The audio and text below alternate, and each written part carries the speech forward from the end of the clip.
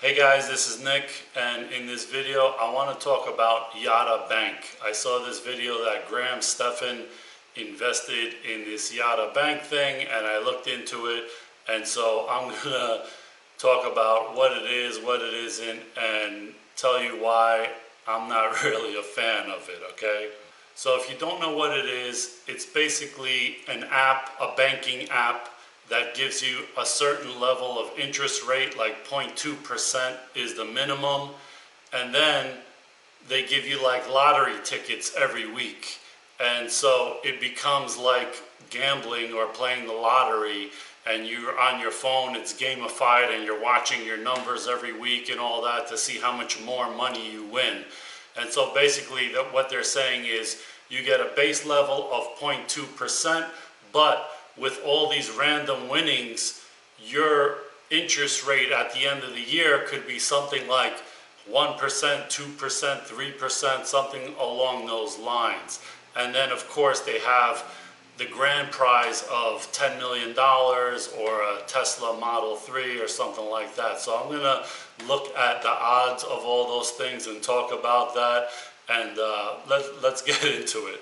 So here on their website it says, Yotta was founded to help Americans become more financially secure. According to Federal Reserve, 40% of Americans can't come up with $400 in an emergency. And then it says, even though 40% of Americans struggle to save, Americans spend $80 billion on the lottery every year, or $640 per household on average. The lottery is the worst bet you can make. Only 50% of what's put in is paid out. Okay, so they just said lottery is horrible, and then they say, no, but use our lottery. So yeah, lottery is terrible unless you're using our lottery, which is awesome. And then here they talk, and this is kind of disingenuous here. The 5 biggest banks have 50% of deposits. Wells Fargo, Chase pays 0.01% on savings. We partner with high-value banks that pay way better rates. I mean, come on, 0.01%. You can go on Bankrate or one of these guys and find Ally Financial or whatever giving you like 0.8%. So to say 0.01, come on. More likely you can get like 0.6, 0.8, something along those lines. Yeah, I already don't like it just from reading that, and I'm against all kinds of gamifying and gamblifying things in finance because they're basically, you know, it's kind of like a sleight of hand kind of thing. And if you know anything about random rewards, that is the most powerful thing there is. And so that's why slot machines pay you out randomly, because even though a slot machine is supposed to give back like 97% of what they take in, like they only keep like 3%, if a slot machine, every time you put in $1 and pull the lever, it gave you back 97 cents, nobody would play it, okay? But the fact that you put in $1, you get nothing, you put in $1, you get nothing, you put in $1, you get $5, now that's exciting.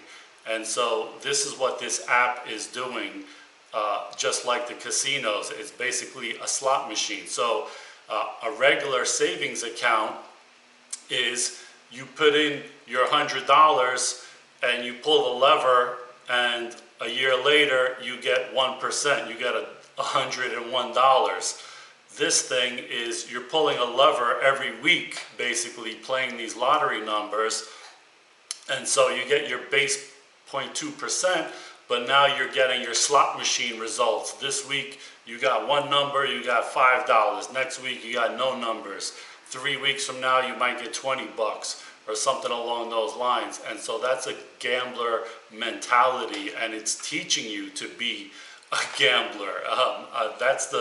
To me, that's like a really bad thing, okay? To get you in the notion of following this thing every day and putting in your numbers and this random rewards and stuff.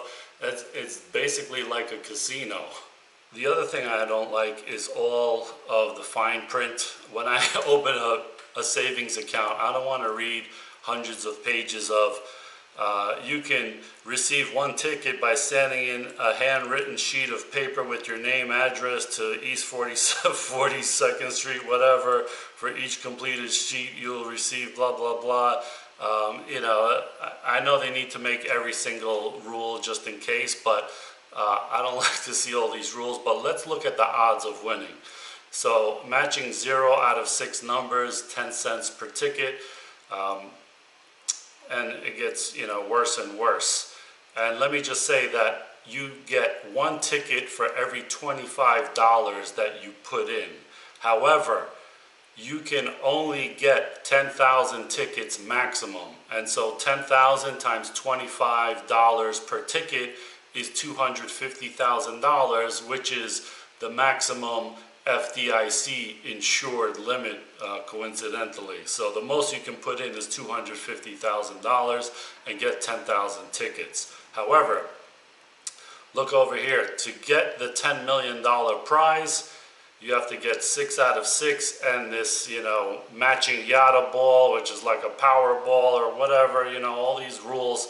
And your chance of winning is 1 in 8,260,307,055. Not that great. And it gets worse, because if you should win that $10 million, it's actually 5.8 million, because that 10 million, they say, is really paid over 40 years in an annuity, and they're going to give it to you as a lump sum today, so you'll only get 5.8 million, and of course you're going to owe 50% tax on that. And one more thing is, all of these things here that don't say per ticket means that you share the prize with any other winner. So even $1,000 win, if you and 10 other guys win, you only get $100. If the million ticket wins with 100 other people, you're splitting it with them. So, it's not a huge payout, and it's not comparable to just buying a lottery ticket, really. And so let's compare what happens if you just, instead of doing this, you can just put your money in a higher yielding savings account and make more interest, and just buy yourself a lottery ticket once a week for $1 or something if you want to. So let's say you did put the maximum $250,000 in, and you got your 2.2% per year. That's $500. Now, like I said, Ally Bank and some other ones are paying like 0.8% a year. That would be $2,000. So with that extra $1,500, you could play $30 worth of lottery tickets every week for a year and still get the same amount of money. Now, I see Graham Stephan said, and he mentioned credit doctors or something like doctors of credit. They did a whole analysis on what your real return is going to be in addition to the 0.2% when you add in the probability of winning all these prizes. That adds to your total yearly return. And according to them, the return right now is more like 2, 3, 3.5, or even 4%, let's say, okay? Although there was an addendum recently saying that they just changed the amount of numbers they use from like 35 balls to like 60 or 65 balls or something. So that just increased increased the amount of odds and decreased the amount of money you're going to make on this thing. So your interest rate goes down because your winnings are going to go down with more numbers to pick, more balls to pick. So what's the real game here? I'll tell you what it is. It's basically this. This is how I see it. Okay, this is a Fintech idea, and the idea is not to revolutionize anything or make people save money. It's basically, to put it out there that, one, you're a hot fintech with an app, you got all these people on the board or investors that are all in the finance space to give them social proof and all that. And now they're giving away free money on the extra interest, basically. Okay, and that is a way to buy customers, because their end goal is really to get as many customers as they can as quick as possible, so that they could say, hey, we're a fintech app, we're revolutionary, blah, blah, blah. In 1 year, we got 1 million customers, we have 1 million accounts, we have 2 million accounts, and now we got to go IPO, and we're going to be a unicorn, and we're going to be worth $1 billion, 2 billion, 5 billion, whatever. That's the real game here, okay? That's how I see it. And what they're doing with giving you all this extra money above that 0.2%, giving you 2%, 3%, that's very little, because that's their customer acquisition cost. And I see that Graham Stephan has an affiliate link where if you click the link and sign up, he probably gets paid something, as well as his investment is worth more, whatever, the more customers they get. But they're giving you 100 free tickets. So what that means is that's the equivalent of depositing $2,500 into that bank account, and you get 100 free tickets. So in my mind, what they're really doing is acquiring customers for as little as possible. Because if you are a young guy and you don't have a lot of money, and or you're just anybody, like, you know, like he said, the Federal Reserve said that people don't have $400. So if you don't even have $400 to put in this account, you sign up for this account and put the minimum, say $25 or even $100, and you get your 100 tickets. Okay, you get your 100 tickets for free, and another 1 ticket for your $25. Now, if they give you 3% on your, let's say you put it $100, right? 0.2% in a year is 20 cents interest. Now, let's say they said, look, in this first year with not a lot of people signing up and the average account being small, $25, because we're already giving them 100 tickets, we will make sure that these people that sign up are seeing 3, 4, 5% returns. Why? Because who cares? $100 of a investment, if you give them 3%, that's $3 a year. If you give them 5%, that's $5 a year. You know what it costs to get an actual customer for an app? It might be a lot more than that. So this is a cheap way for them to acquire customers cheaply and quickly by overpaying them, so to speak, on what the actual market is. And so let's say even though they're giving them 2, 3, 4%, and the base rate is 0.2%, they probably have a deal with the bank. Now, they're not a bank, so they're basically just saying to a bank that they got, I forgot the bank's name, but they got this account, and any money that you put in goes into that bank account, and then they run the app with the lottery and pay you whatever they're going to pay you. So they probably got a deal with the bank to maybe get 1% of anything that they deposit. They get 1%, and they pay you 0.2% long term. But in the first year or so, they're willing to pay you 2, 3% and lose money, because that's just their marketing cost. That's their cost of doing business, and that is what gets people excited as well. So this is like a viral word of mouth. Hey, I just put in $25 and I won $1,000 this week. That gets people excited. That gets everybody downloading the app, and the 100 free tickets. So it's kind of incentive not to put in too much money, because they don't care how much money you put in. They care that you open an account so that they could say, hey, we grew to 2 million accounts in 1 year and blah, blah, blah, even though the average account size is $25 or $100 or something small. The smaller the better, because then their marketing cost of paying out these high interest to these people in these lottery winnings is not that big on a actual number scale. So here on Bankrate, October 2020, the best savings account rates, 0.8%, 0.8, and even Citi is 0.7. Now, they said here that Citi is 0.04%, so I don't know the discrepancy, but you can easily get 0.7, 0.8% on your money. So what's the long-term plan here? So like I said, the long-term plan is to get as many accounts as quick as possible and with high payouts in the beginning.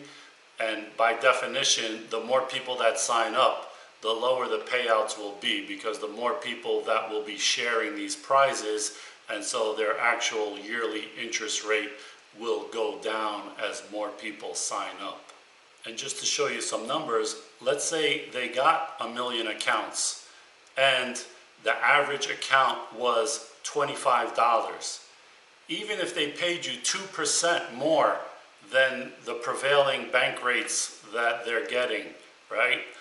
Even if they're paying you 2% more, that only cost them $500,000 a year. Okay, so to get, that's 50 cents an account, 1 million accounts, $500,000. Any app, any fintech would love to get numbers like that so that they could show off in their press releases and their IPO and their SPAC or whatever they plan on doing to cash out of this thing. And let's see some other numbers. If they had, if the average account was $100 on 1 million accounts and they paid you 2% more, that's $2 million.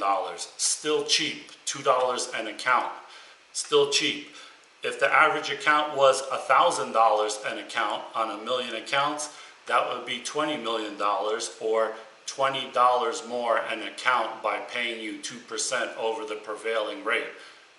It's a no-brainer for these startups and these fintechs and private equity and all this stuff. They would love to do that. And one more thing, let's just look at the big picture. Like I said, to win the 10 million, it was 1 in 8 billion kind of chance. So assuming that there were 8 billion tickets to win this $10 million, 8 billion tickets means that 8 billion times $25 worth of deposits.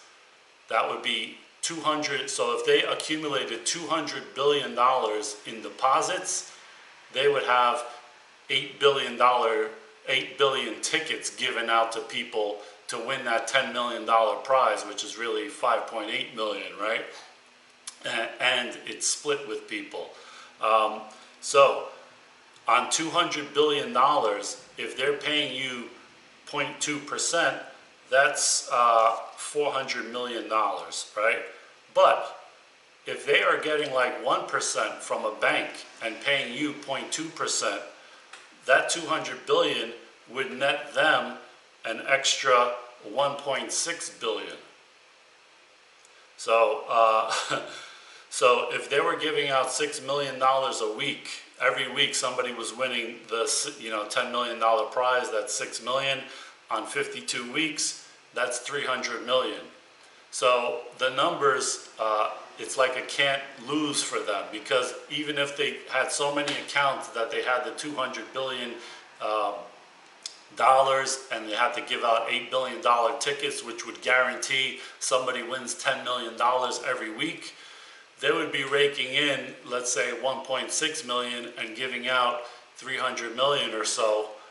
So pocketing 1.3 billion or something along those lines. I don't know the exact numbers of what their interest rates they get versus what they give out and everything, but that is kind of the business model as I see it in a nutshell. And so I really hate these kinds of companies. No offense to Graham or nothing like that, but I don't like anything that gets people into the gambling mindset. Even these brokerage companies that say, we give you 2 free stocks, we don't tell you which stock it is. It might be somewhere from $1 to $1,500 or something like that. That's also like a gambling, random reward kind of thing, and that, it works. Why do they do it?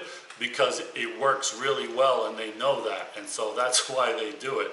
But at the end of the day, these things kind of teach people the wrong thing, because if you ask somebody, you say, so what kind of savings and stock portfolio and stuff you have?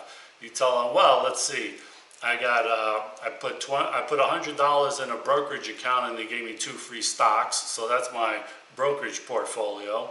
And I put $100 in this savings account and it gives me 0.2%, but it also buys me lottery tickets every week. So between those two things, hopefully one of those things is going to turn me into a millionaire in the next 20 years, and I don't have to save anymore or work anymore or start a business or invest in real estate or something like that, because I got all my bases covered.